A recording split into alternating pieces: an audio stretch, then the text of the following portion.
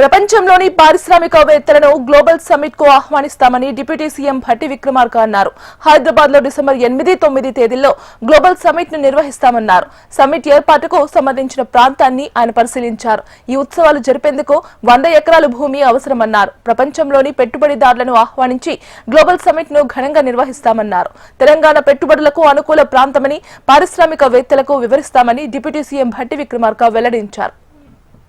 రాష్ట్ర రైజింగ్ ఏ రకంగా ఉండబోతుంది, ఏ రకంగా ఉండాలి, ఏ రకంగా చేస్తే అంత అద్భుతంగా మనం తయారు చేయగలమో, కేవలం దేశంతో కాదు ప్రపంచంతో కూడా పోటీ పడేటట్టుగా ఈ రాష్ట్ర అభివృద్ధి జరగాలనేటువంటి కాంక్షతో ఈరోజు విజన్ 2047 వరకు ఉన్నటువంటి విషయాలన్నింటినీ కూడా ఇక్కడ ప్రజలందరికీ చూపిస్తూ ప్రపంచవ్యాప్తంగా ఉన్నటువంటి పెట్టుబడిదారులందరినీ కూడా తెలంగాణ రాష్ట్రానికి ఆహ్వానిస్తూ ఇక్కడ కొన్ని ఉత్సవాలు జరపాలనేటువంటి ఆలోచనతోనే ఈరోజు రాష్ట్ర ప్రభుత్వం నగరానికి 4 దిక్కులా ఉన్నటువంటి స్థలాల్ని పరిశీలన చేస్తూ ఉన్నాం.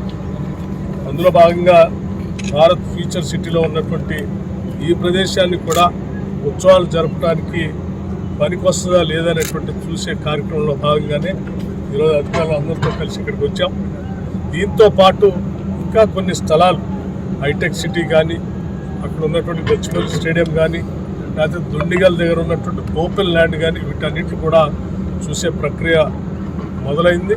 దాంట్లో భాగంగా ముందుగా దీన్ని చూసాం. కనీసం ఒక 100 ఎకరాలు ఓపెన్ ప్లేస్ దీనికి అవసరం ఉంది. మనందరం చాలా సందర్భాల్లో విని ఉంటాం. ప్రపంచంలో ఉన్నటువంటి పారిశ్రామికవేత్తలు కానీ, లేకపోతే పెట్టుబడిదారులు కానీ, లేకపోతే ఔత్సాహికులు కానీ అందరినీ పిలిచి దుబాయ్లో దుబాయ్ ఫెస్టివల్ అని ఒక పెద్ద ఎత్తున జరుపుతూ ఉంటారు.